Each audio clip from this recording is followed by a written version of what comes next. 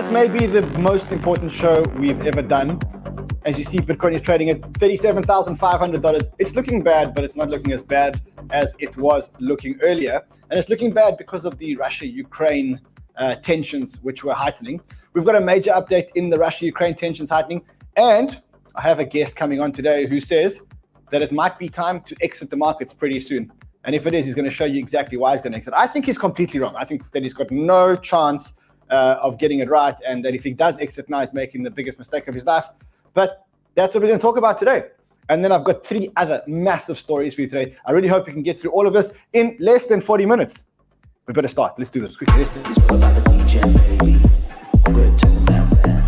It's all about the DJ, baby. Uncle Ren's in charge. He's a crypto star. So savvy what he say. Fast money like a sports car. He's all about the DJ life. Make some money, change your wife. Big calls on the old coins for the bull market hype. He's all about the DJ, baby. Cryptomanran. He's all about the DJ, baby. Crypto man. He's all about the DJ, baby. Cryptomanran. He's all about the DJ, baby. Crypto man. Cryptomanran. Crypto Banter. You got crypto questions, they got crypto answers. Jean-Claude Van Damme of the Banter fam. Could he kick it? Yes he can. Can he kick it? Yes he can. Cryptomanran. He's all about the DJ, baby. Cryptomanran. He's all about the DJ, baby. Cryptoman. He's all about the DJ, baby. Cryptomanran. He's all about the DJ, baby. There's no degen in a market like this. There's no degen in a market like this. In fact, it's starting to feel more and more gloomy, and more people are calling for a bear market. In fact, when you look at the founder of, is it Huobi Exchange? It's one of the founders of Huobi Exchange. He said that he doesn't see the bull market continuing until late 2024. And that's pretty much a story of a day. Lots of people capitulating, or starting to get the feeling of capitulation, where all the bulls or lots of the bulls are, I don't know, feeling negative.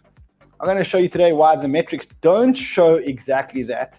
And we're going to talk to someone. I'm not going to tell you who he is, but I'm going to give you some hints.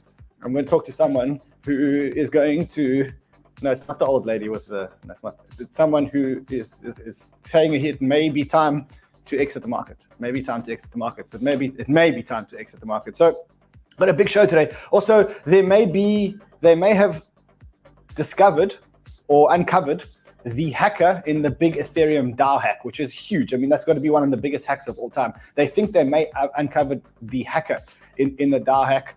I'm also going to show you why I think that Bitcoin may recover, and may recover pretty fast when it does recover. So it's going to be a massive show today. We're going to get this show on the road.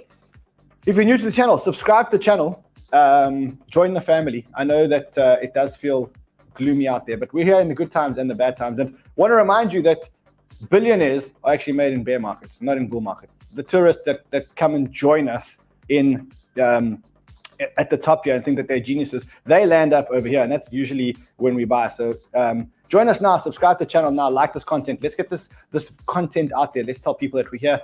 And we're continuing to do a good job in the bull market and in the bear market. Right, Freddie? Yeah. Right. You're listening to the show with headphones on today. Amazing. All right, let's get the show on the road then.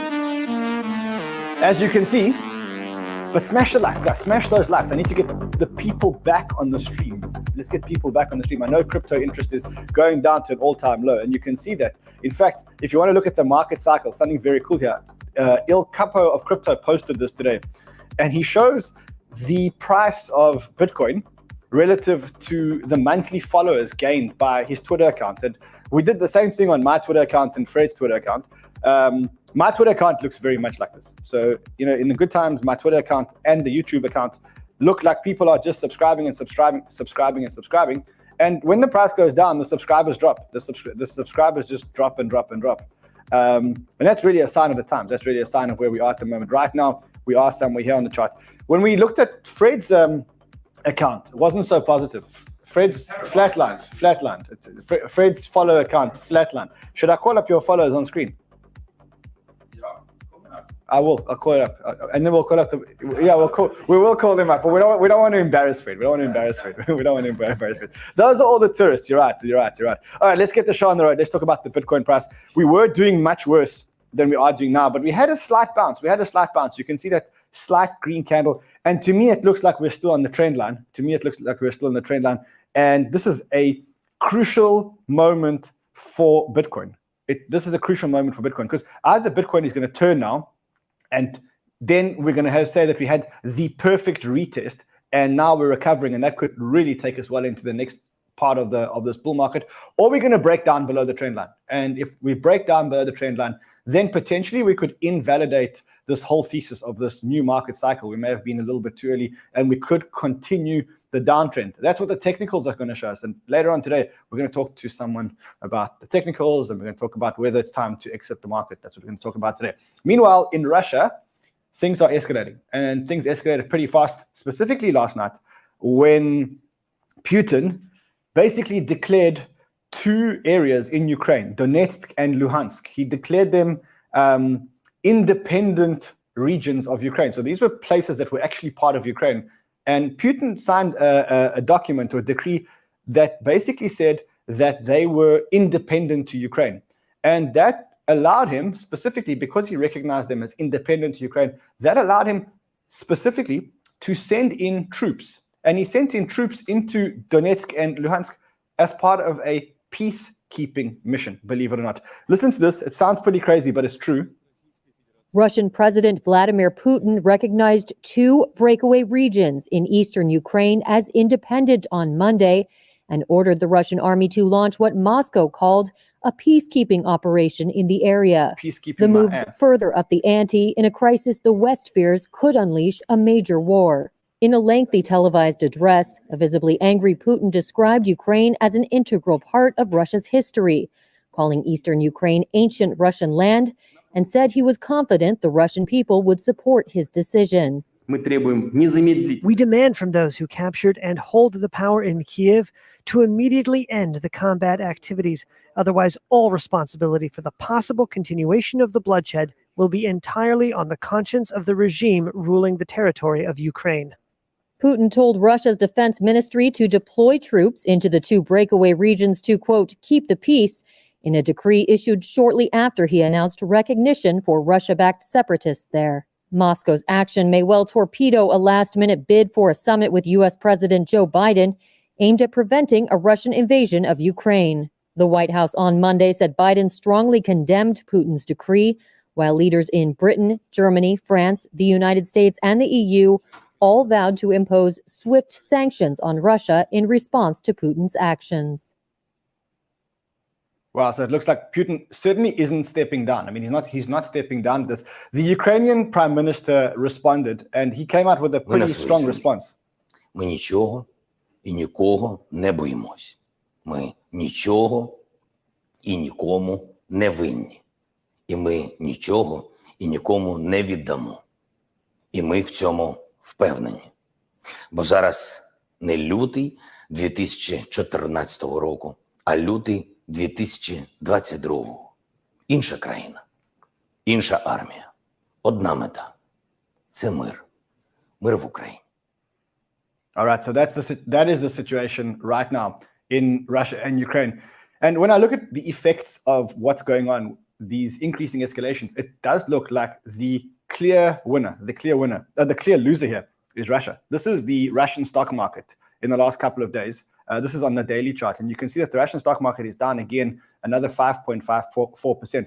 So the biggest losers here seem to be the Russians. And you can see that the drawdowns that the Russian stock market has been having are one of the biggest drawdowns in the entire history of the Russian stock market. In fact, there's only been 1, 2, 3, 4, 5, 6, 7, 8, 9, 10, 11 other times where the Russian stock market has gone down so much in history. So the Russian economy and the Russian stock market is certainly suffering because of the actions and the hard stance that Putin is taking. The irony is that if you look at Russia versus the Ukraine stock market, so this is a chart that shows Russia versus Ukraine, the stock market of Russia versus the stock market of Ukraine. And you can see that the Russian stock market has tanked. The green line, however, here is the Ukrainian stock market. And the Ukrainian stock market has skyrocketed on the back of what's going on here. So this does seem like the market's saying, look, if Russia does invade Ukraine, we're supporting Ukraine. Ukraine's going to be okay, but there's going to be a whole lot of sanctions on Russia, which may hurt the Russian economy. And you can see that after what Putin did last night, Germany and France and the United States all came out yesterday condemning this. Germany demands that Russia reverse its decision to recognize East Ukraine regions as independent entities. France says we are preparing sanctions with our European partners against those involved in recognizing the independence of Luhansk and Donetsk. So it does look like all of this is causing huge panic in Russia. And it looks like the biggest losers here are certainly going to be the Russians. But Putin is holding a tough stance. And I think he's probably trying to get Joe Biden to the negotiating table. The futures, the Bitcoin price is responding pretty badly to all of this. If you look at the Bitcoin chart around the Russian-Ukrainian tensions, it is responding pretty badly to all of this. And the stock markets were also responding pretty badly. So we were at one point today, the stock markets were down. This is the S&P 500. And at one point today, the stock market futures were down. But then the Prime Minister of the Ukrainian president, he came out and said he believes that there will be no war against Ukraine and that there'll be no wide escalation. And as soon as he did that, the stock markets turned and Bitcoin turned a little bit. We were at a much lower low. We were at about 36,500 on some exchanges. We're now back to 37,550. The US futures are currently up about 1%. So the US market is up about 1%. And that was on the back of the Ukrainian president coming out and saying he probably does think it'll get resolved. Now, no matter which way you look at it, it does feel like, from a risk return point of view, this is a bad time to sell the markets. I know I've spoken about this chart a few times, but you can see that usually in the build up to these kind of events, that's when the markets are the most uncertain. But when the uncertainty gets washed away, or when we get the invasion finally, or the peace negotiation, well, ultimately the markets recover, and the markets recover pretty quickly. So it does feel, from a risk return point of view, that it's a bad time to be selling right now. And if you are selling right now, you're probably one of the wrong type of investors. We're going to talk about the wrong type of investors in a second. But what's going on here, which is a consequence of the Russian-Ukrainian tensions, is that the probability of the Fed increasing interest rates by 0.5%. Remember, up until a week ago, 2 weeks ago, the market was obsessed with the interest rate hikes and Jerome Powell and what Jerome Powell would do in the March meeting. And the probability of a 50% basis point hike after a good jobs report and higher retail sales numbers was very, very high. In fact, it was about 84%. 84% of people said that they were expecting a 0.5% interest rate hike when the Fed meets in March. But now, after what's going on here, the probability of a 50 basis point rate hike is now down to 25%. Clearly a side product of the Russia-Ukraine unfolding drama. But the Fed still needs to tighten financial conditions very, very, very significantly. So either there's a war-related crash or things will settle down, and these odds are too low. So essentially what's happening now is something very interesting, because the Fed now will probably be much more conservative into an approach. You can't increase interest rates in a time where people are talking about World War III or Russian-Ukrainian invasion. At the same time, you also have a byproduct of all of this. And the byproduct of all of this is the fact that oil prices are shooting through the roof. In fact, today, a barrel of oil will cost you $94, $93.50. And if you look at it over the last, let's take the last month, just so that you can get, or 3 months, just so that you can get some perspective, you can see that oil prices have gone from $86 to $93. And the reason why that's so significant is because for as long as the oil prices are increasing, so are the prices of most of the things that are measured in inflation. So oil represents energy, oil represents shipping products to manufacturing, shipping products to stores and stuff like that. And for as long as the oil price is going up, prices are going to go up. And for as long as prices are going to go up, inflation is going to go up. And if inflation goes up, well, then the Fed needs to tighten the Fed needs to tighten more urgently. And if the Fed can't tighten because of Russia-Ukrainian tensions, then the Fed's going to be in a big catch because you're going to get increased inflation because of the increased price of oil. And you're going to get a Fed that's basically got their hands tied and saying, look, we've got these Russia-Ukrainian tensions, and we can't now increase rates. So that is the Russia-Ukraine situation. It does feel like things are getting really cheap. And it does feel like, from a risk-return point of view, this is probably the wrong time to be selling, the absolute wrong time. I mean, I saw some of the good quality alts, and I saw one in particular, not shilling a token. I just think that things like Arweave at $24. Just when I look at that, I think to myself, like, holy shit, that's cheap. And there are a whole lot of other like great quality, cheap altcoins. But I think that most people just don't have money left on the sidelines. If you do, this is probably one of the best buying opportunities that you're going to have in a long time, because it does feel like we're getting near the bottom. We are getting near the bottom. The issue is that when people come into crypto, they come in to ride the cycles. They come in to ride the top, the cycle. They come in, the wrong people come in at the wrong time, and they come in to try and catch the price hikes. And you can see that on this chart that I showed you earlier around El Capo, where he says, people are following him because of prices. As prices go up, he gains more followers. There's more interest in crypto. You'll remember that in the bull market for these live shows, we used to have between 15 and 20,000 live viewers at a time. Today, we're getting between 6,000 and 8,000 on a show. So that's what this is all about. It's the tourists that come in here. What these tourists come in, they're coming in for the wrong reasons. They're coming in to try and catch the top of the cycles. They're coming in to try and catch the top of the cycles and try and make money. What they're not seeing is that that if you want to be here and you've got conviction in this technology that is completely changing the world, then you got to hold. And you got to be able to ride the ups and you got to ride the downs. And I saw this tweet. We've seen this tweet multiple times. It says if you invested $10,000 in Amazon in 1997, which wasn't actually such a long time ago, it would be worth around $21 million today. That's from 10,000. But you would have had to survive 8 times. You would have had to survive 8 crashes or 8 times where it dropped 85%. Okay, so, and anyone who would have dropped or would have bought in those 85% times, they're the people that are here. They're the people with convictions. Those are the right investors. And you can see that because retail searches for Bitcoin are going down, number one.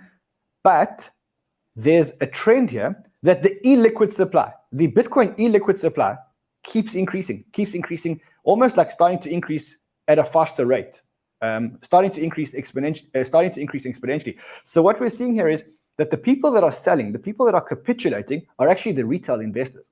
And the on-chain data is showing us 2 things. It's showing us, the first thing that it's showing us is that it's showing us that the illiquid supply continues to increase and now starting to increase at an exponential rate. The second thing that the on-chain data is showing us is that the balance on exchanges hasn't been this low since November 2018. So there are no Bitcoin to sell on exchanges. The reason why the prices are going down and the prices are going down so fast is because there are no buyers, there's no buyers and no sellers at the moment. And the retail hands, the soft lettuce retail hands, the fresh spinach retail hands, Fred and a couple of his friends, they are the ones that are selling. They're the ones that are selling. They're the ones that are selling into this, and they're buying NFTs. I did see this tweet, which I think is pretty good. It's from Mac and BTC. It says the first phase in the crypto bear market is crypto Twitter being active as ever. Everyone is positive. The middle phase is a constant cope, influencers doing paid tweet deals, projects cutting fully diluted values by 50% index. The last phase is a ghost town. And that's when scammers at the conference are gone, nature is healed, and we're ready to go into the last phase. And it does feel like we are getting into that last phase, although I'm not going to call it bottom because I think that those who call it bottom get poo on their fingers. But I think it does feel like we are bottoming out slightly. And if we can resolve this Russia-Ukraine, either Russia and Ukraine resolve their stuff, and if not, if they don't resolve their stuff, then I think there's another bull case for Bitcoin. So there are 2 bull cases for Bitcoin. The one is that Russia and Ukraine resolve, markets go up, we go back onto risk on again. If we go back onto risk on, people put more money into crypto, that would be amazing. And that would take the Bitcoin price up. But I think there is another case for Bitcoin going up, regardless of whether this is solved and regardless of whether this is solved quickly. And I wanted to show you this case because I think this case is a super interesting case. It is around, funny enough, the gold price. So if you look at the gold price, over the last couple of months, but specifically the last couple of days, what you can see is that ever since the invasion fears, the Russia-Ukraine invasion fears got pretty serious, the gold price has spiked from 1780 to 1904. And remember, the gold all-time high is just $2,100. So gold is creeping back towards its all-time high. The more interesting thing is if you look over here, the volume. Look at the volume of gold. So if you look at the volume of gold purchases, so you're getting an increase in gold on increasing volume. And you're getting at the same time period, if you look at the same time period, which is about the time period over here, you're seeing that Bitcoin has pretty much decreased in the same time period on pretty much no volume. And what this shows us is that there's two things that you can deduct from this. The first thing is you can say gold has probably broken some kind of resistance and probably will continue to go up if these Russian-Ukraine tensions continue to increase. The lagger, which is silver, may actually also break out. So if you're playing in the gold and silver market, you may want to take a look at silver because usually gold goes first and silver usually follows that. More interestingly, though, is that Crypto Birb plotted the correlation between gold and Bitcoin. And it looks like they decoupled. In fact, if you look at the correlation between gold and Bitcoin specifically over the last couple of weeks have decoupled. For the first time, we're actually seeing a negative correlation. There's a negative 0.14 correlation, which means that for the first time in a long time, gold... For the first time ever, Peter Schiff is right. Yeah, for the first time ever, Peter Schiff is actually right. For the first time ever, Peter Schiff is actually right. Ever. So for the first time, for a very short period of time, it looks like the gold price is going up while Bitcoin's price is going down. Now, what I believe is going to happen here is at some point, if the tensions continue, I think that people will start to go to digital gold. It hasn't happened yet. But what we can see is that in when was the COVID crisis? When did COVID start? March 2020. So if we go back to March 2020 on the charts, you can see that what happened was, here is March 2020 on the charts. And if we go back to March 2020 on the gold charts, you can see that Bitcoin and gold started to move first. So if you look here, gold started to move immediately. On the 20th of March, gold started to move and Bitcoin followed immediately. So 18th, 19th, 20th of March. Bitcoin was a lagger. So if you look at how long it took Bitcoin to get back to the same level as before the correction, it took up until the 27th of July. But if you look at gold, it took gold to get to the pre-crash levels about a month. So what we see is that usually Bitcoin lags gold, but eventually it catches up. Now, the psychology behind this is that at some point, people are going to look at gold and say, hold on a second. Gold's all-time high is $2,100, and it was there for a very short period of time. And then now gold is climbing again. And there's going to be a point where the gold investors look at gold and say, you know what, gold's actually run a lot. Gold is actually touching its all-time high. Do I want to buy this metal at its all-time high? Or is there a better alternative? And then what they usually do is they go to silver, which is why what you see here is that silver usually tracks gold, just lags behind gold, follows it, but lags behind it. And the same thing happened in March 2020, where the gold price went back to the gold price recovered very quickly and Bitcoin followed. At some point, investors in gold are going to turn around and say, okay, hold on a second. Gold price is at an all-time high. Bitcoin is 50% below its all-time high. Maybe let's take some money out of gold, take some profits out of gold and put them into Bitcoin because Bitcoin has all the upside. So that's another bull case scenario if these Russia-Ukraine tensions succeed or continue. What else?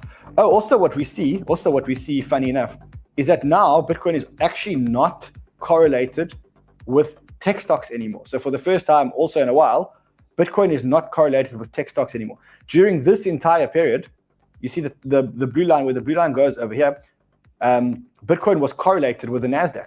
Now, all of a sudden, Bitcoin has gone negative with the NASDAQ. So it's not correlated to the NASDAQ, to tech stocks anymore, and it's not correlated to gold anymore. And I think what's going to happen is it's going to start picking up a correlation to gold. I think investors have been treating Bitcoin like a growth stock, and I think what's going to happen now is they're going to abandon it as a growth stock, and they're going to go into Bitcoin as a digital store of value and a digital gold. So That's the bull case for Bitcoin turning around now, regardless of whether these tensions die down or don't die down. So with that in mind, the question is there going to be a time where you want to exit, where you should be exiting all your crypto? Is there a time? Now, I mean, I'm an investor long term. I believe in this technology long term, and I don't think there's anything right now that can get me to sell my Bitcoin and my good quality tokens. But we do have our friend Rudo, who says Bitcoin has one last bullish buy zone for me. If last, I'm selling my long terms to have more cash to buy crypto winter. So he's saying if Bitcoin loses this next level, then he's going to sell all. He's not going to sell. He's going to sell his long terms. I mean, to sell your long terms, you got to be pretty bearish. You got to be pretty bearish. So I want you to get him onto the show to tell us what this magic level is and whether or not. I mean, why would you sell your long terms? Holy shit! Hold on. Let's get Rudo on the line. Rudo, hey brother. Hi. How you doing, buddy? Is that your guitar, Rudo? Yes, that's mine. All right, whoa! Stop! Play us a song, bro. Before we get into charts, let's play a song. Come on. Well, on. it's Bro. not in tune. It's there for decorative purposes. I'm also tone deaf, so it doesn't matter. So just play something for me, bro. Can you play Something. Metallica? Can you play Metallica? You're not allowed to play Metallica. Anybody that's got a guitar will tell you you're no longer allowed to play it. It's like House of the Rising Sun. You leave it alone. Okay. It's a classic. All right, play us something. No, I'm just gonna make a noise. This thing is. So, look at it. It's badly out of tune. So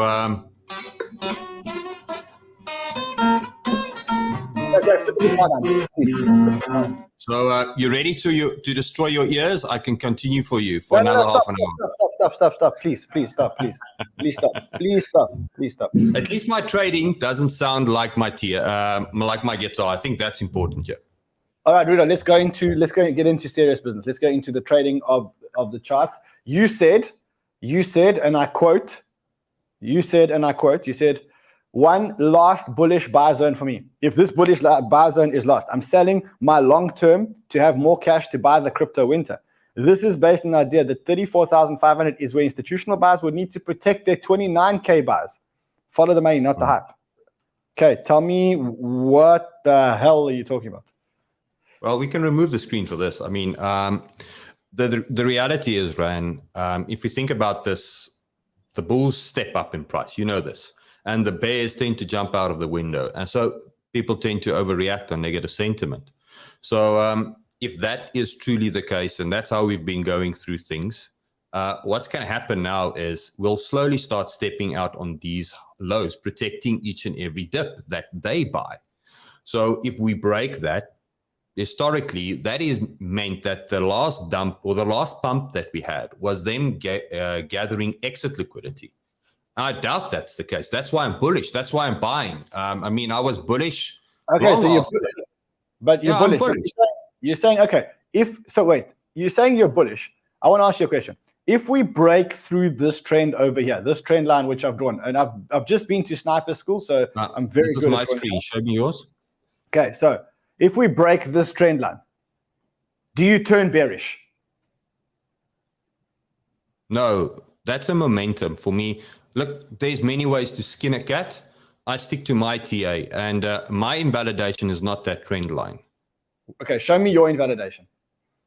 Okay, so let's bring up my screen.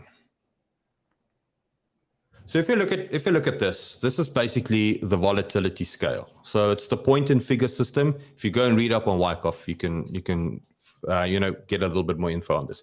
But what it does is it gives us these little gaps that tells us where price can go towards and where price would want to have a reaction in the opposite direction. Now, it's a problem because if you have all the cities or all the points on the map where the price wants to go to, you don't have the direction it's going to take next. So it's still a guessing game in the end of the day, but the targets are accurate.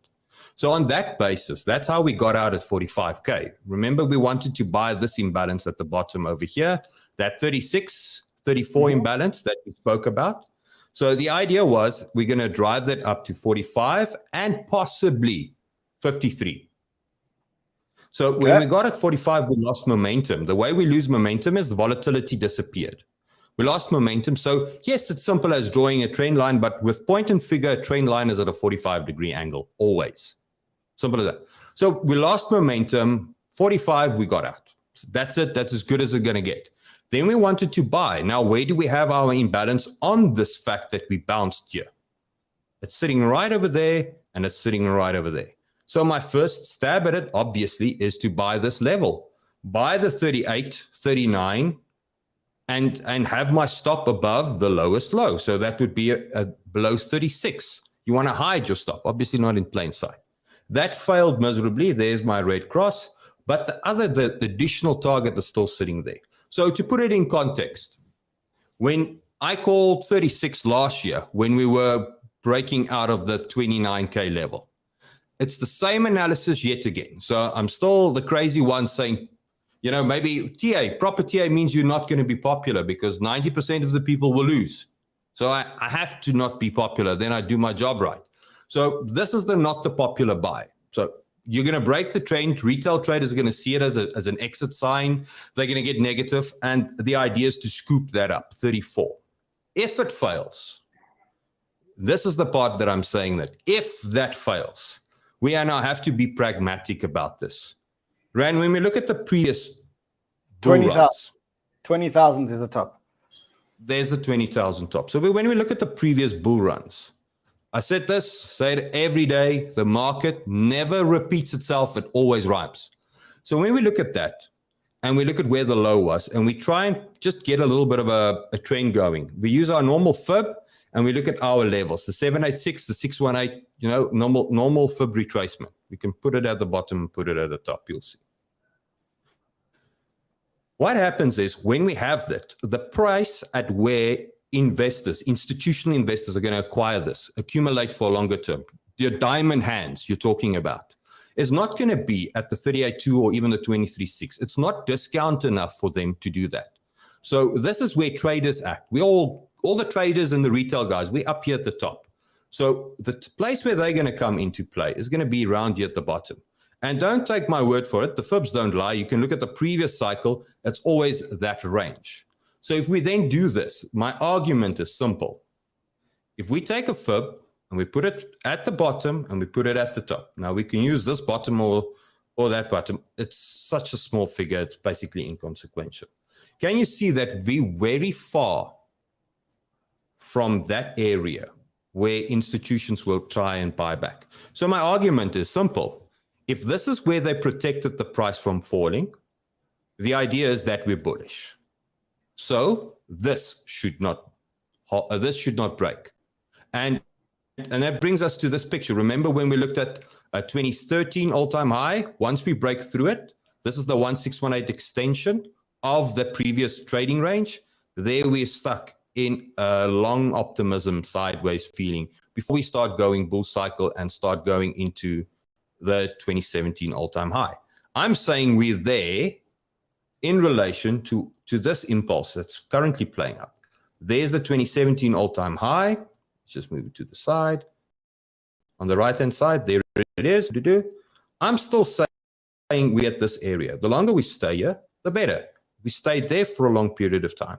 This is not going to happen, but my analysis is going to fail if we lose the 618 level. If we lose the 618 level, if we lose the 618, where are we going? Then we're going probably 17K BTC. Who knows? It's uncharted territory. Then we track it down. And then when I track it down and I look at that and I say, let's simplify things. Let's take away mess. We simplify things and we say, okay, look at Bitcoin over here. And we look at possibly where it can go towards. Now let's have a look at the previous cycle. Remember the rhyme? So if you look at the previous cycle, when did we really see the failure? It wasn't over here. It was after we made a higher high and couldn't recapture the previous all-time high. That is kind of the main thing. Everybody at that stage, you can cry head and shoulders. That would be your three-wave correction. There's your head and shoulders for the pattern traders. But if we go and have a look at where we are in comparison to that, if this is the top, I believe then we should be somewhere here. And my invalidation point would be, if the buy fails, we should then go and wipe out where all the buyers were at that stage. Now, that being said, if we now move to Ethereum, and this is the scary part, this is the thing I think that brought everybody's attention. If you look at the date at which this is around 31 December, that's the 6th of Jan. 31 December, 6th of Jan, let's move to Ethereum. Ethereum was sitting at $1,250. It's a top alt. You can't get better than that at the moment until proven otherwise. Price is the measurement of this, okay? So with that argument now, let's look at the negativity. So Bitcoin goes from 16,000. That's where I would want to exit. The next 16,000 in theory. Yes. Bitcoin goes from there to 6,000. That's a major correction. That is the bottom of the thing falling out. What happened to Ethereum at that stage? Well, Ethereum went from 1,200 all the way down to $500. But now this is the scary part. Because the alts grew at insane rates, the next part in where they accumulate for the next run is much scarier than that of Bitcoin. Because if you look at Bitcoin and you start moving it in, and this is simple physics in the sense, if you look at what Bitcoin did, Bitcoin then went down another 50% to about 3,400. But look at what Ethereum did. Ethereum went from that $500 all the way down to $50. 40, yeah. Let's bring it down there. That's crazy stuff. So all I'm saying to everybody is, for me, I'm bullish. I'm not touching anything, and I've been bullish. You know me now for forever, and I'm bullish. The reality is, but at some stage, you have to just start planning. What if you're wrong? Because if we knew what we were doing, let's be honest, any TI guy if any TI guy knew what he was doing, he would be giving you trade setups without a stop limit. Also, he'd be a fortune teller. He'd be a fortune teller, not a trading person. That's it. So I'm just saying to the guys, if my stop kicks in, if your stop kicks in, you're preparing yourself for crypto winter.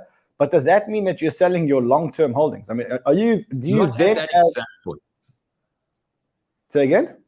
Not at that exact point. That would be stupid.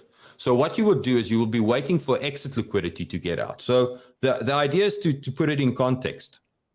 If we have the failure, what we will still have, if we have our failure, we will go and fill some imbalance to create this head and shoulders type pattern. And how this would play out in our current cycle probably is going to be something like this, where we've got these additional targets where there's magnets. So for the bearish scenario, if you think about it, the way that I calculated this is the bearish version of calculating that same target, meaning it's either going to go there or it's going to go there. So there's two scenarios, 53 or 46, which means to draw it out in the sequence of events, if this should happen, we lose this, probably go 27, then go back up 53. At that stage, Rand, would you not agree with me? A hell of a lot of people will turn bullish again, thinking that it's over. And just to add on to it, nobody ever knows when the bear market starts. They always find out too late. Oh, hell, we're in a bear market. So for me, my point to make decision based on my thesis failing is we go lower. That's a sign of weakness. At that stage, we will rally.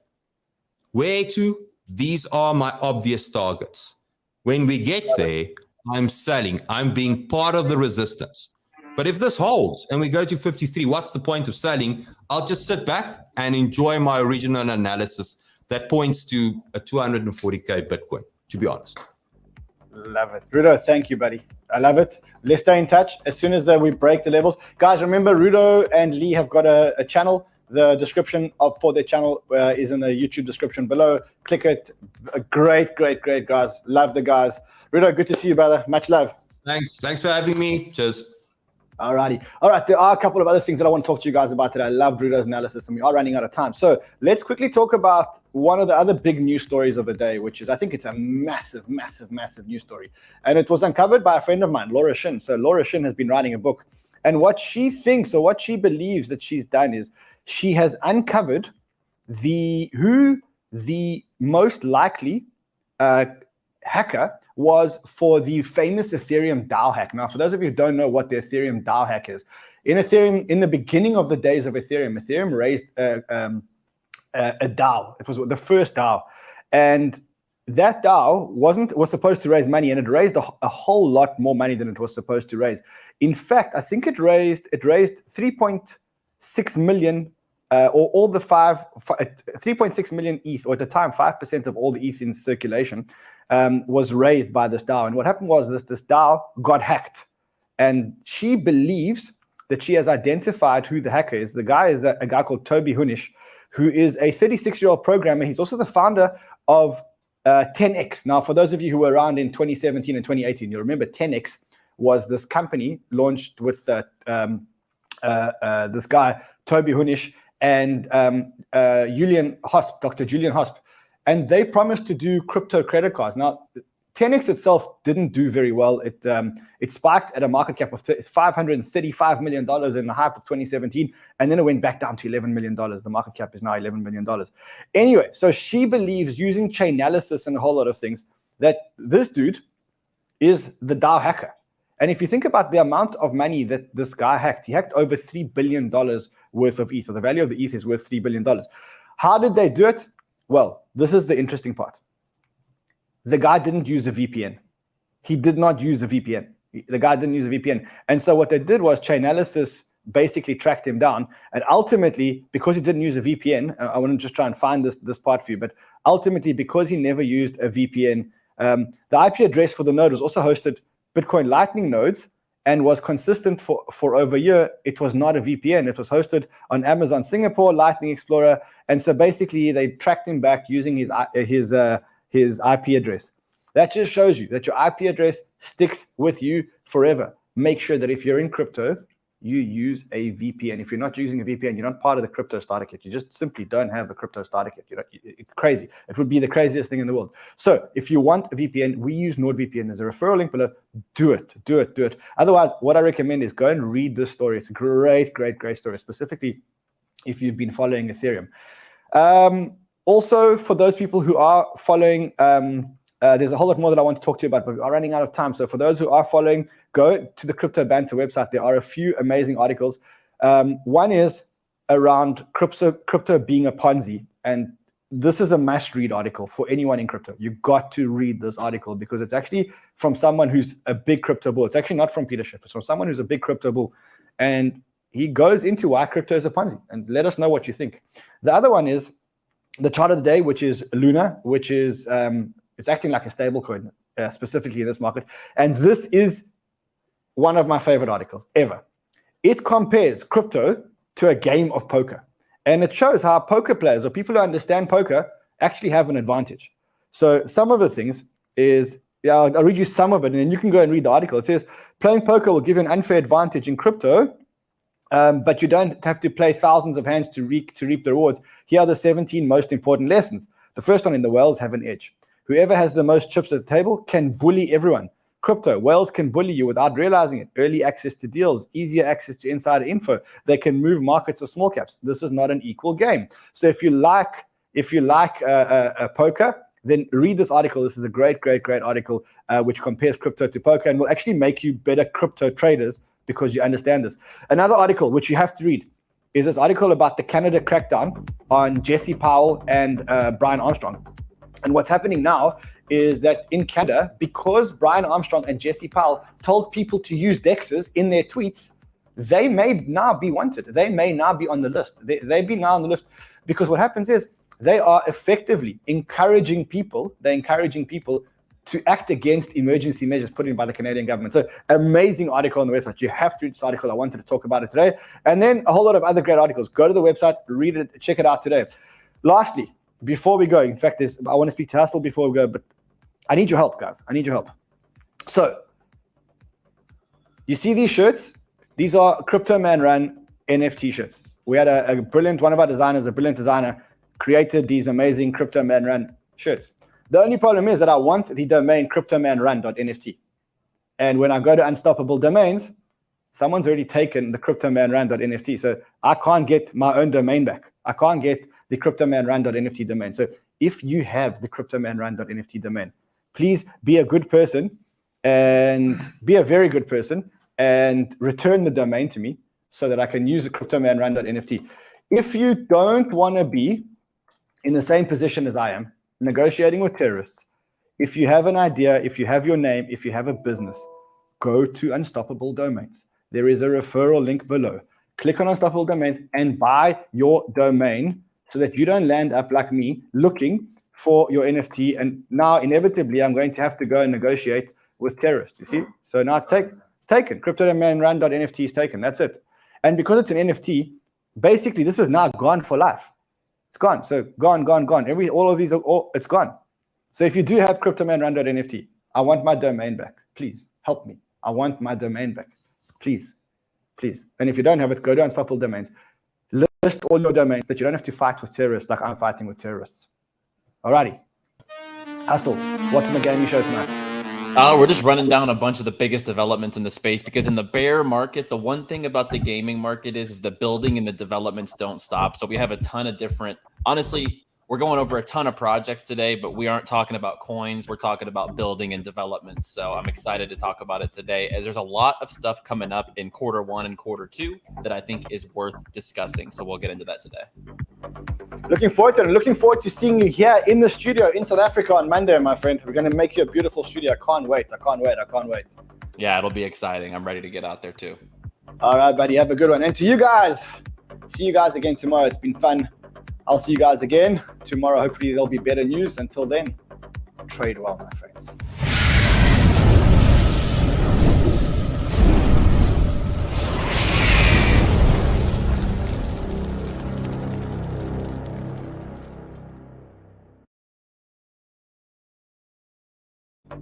Remember, if you do want to stand a chance to win a full Bitcoin, sign up using the KuCoin referral link below, or just scan this QR code and you can win a full Bitcoin. One full Bitcoin. We are giving away a full Bitcoin.